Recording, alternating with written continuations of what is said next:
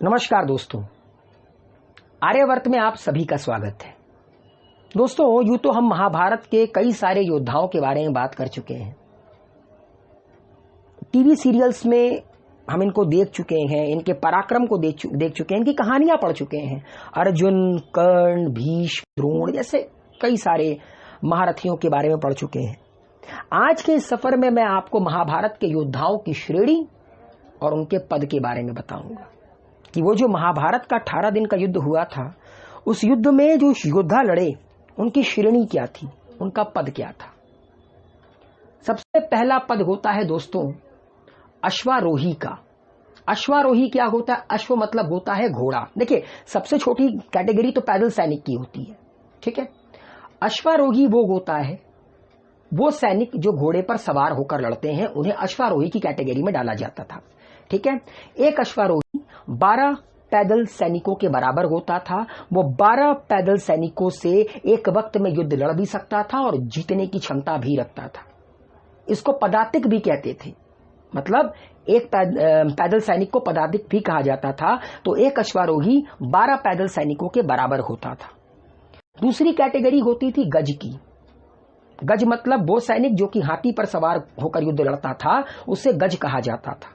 और एक गज 12 अश्वरोही के बराबर होता था। मतलब एक गज सवार सैनिक एक वक्त में 12 अश्वारोही सैनिकों से युद्ध कर सकता था। मतलब कि टोटल 12 × 12 144 पैदल सैनिकों से लड़ने की क्षमता होती थी एक गज सैनिक में। और एक गज सैनिक को अर्धरथी की कैटेगरी में रखा जाता था। मतलब एक गज सैनिक बराबर एक अर्धरथी। तीसरी कैटेगरी होती थी रथी की। रथी वो होता था दोस्तों जो रथ पर बैठकर युद्ध करता था और एक रथी में एक वक्त में 5000 योद्धाओं के साथ लड़ने की क्षमता होती है। एक रथी 12 अर्धरथियों से एक वक्त में मुकाबला करने की क्षमता रखता है। अगर मैं महाभारत का एग्जाम्पल लूं तो कौरवों की तरफ से कई सारे योद्धा थे जो इस कैटेगरी में आते थे, लाइक जो रथी कहलाते थे, लाइक सुदक्षिण, दुर्योधन का पुत्र लक्ष्मण, दुशासन, दुर्योधन के सारे भाई, दुशासन पुत्र दुर्मसेन।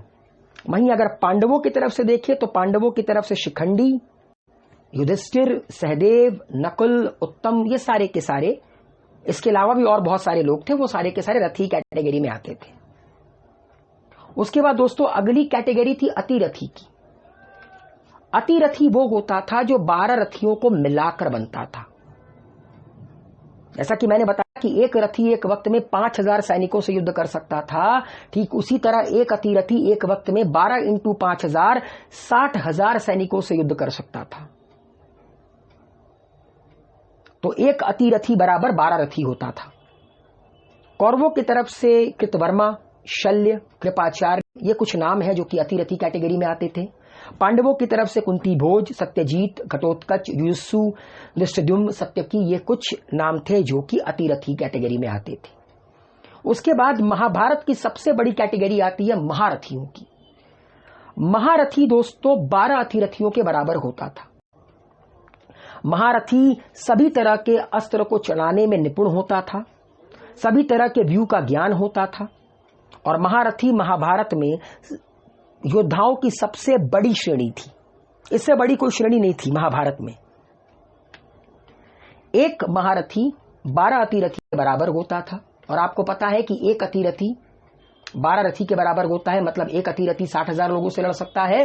तो एक महारथी 12 × 60,000 मतलब कि 7,20,000 लोगों से एक वक्त में लड़ने की क्षमता रखता है। महारथी कैटेगरी में बड़े बड़े नाम अर्जुन, कर्ण, द्रोण, भीष्म, ये कुछ नाम हैं जो महारथी कैटेगरी में आते थे। लेकिन दोस्तों इसके अलावा ये कैटेगरी यहीं पर खत्म नहीं होती है, क्योंकि हम जनरल कैटेगरी की बात कर रहे हैं, ठीक है। महाभारत तक में आप महारथी कैटेगरी के ऊपर किसी कैटेगरी को नहीं देखेंगे। बट इसके अलावा एक कैटेगरी, 2 कैटेगरी और थी, अति महारथी। अति महारथी दोस्तों उस योद्धा को कहा जाता था जिसके पास तीनों भगवान के अस्त्र होते थे। और वो सिर्फ एक ही योद्धा आज तक जन्मा, उसका नाम था इंद्रजीत, जो 12 महारथियों को एक साथ युद्ध में हरा सके। वो योद्धा जिसके पास तीनों भगवान के अस्त्र होते थे, मतलब जिसके पास ब्रह्मास्त्र भी हो, पाशुपतास्त्र भी हो, वैष्णवास्त्र भी हो, वही अति महारथी की कैटेगरी में आता था। और सिर्फ एक योद्धा ऐसा था जो अति महारथी था, और वो था इंद्रजीत मेघनाद। और दोस्तों आखिरी कैटेगरी आती है महामहारथी की, जो एक वक्त में 12 अति महारथियों को हराने की क्षमता रखते हैं। वो तो भगवान ही होते हैं, भगवान श्री कृष्ण, भगवान विष्णु, हनुमान जी, उसके बाद आपका गणेश जी, ये सारे के सारे महामहारथी हैं। तो दोस्तों ये थी वो श्रेणियां जिन श्रेणियों में योद्धाओं को बांटा जाता था।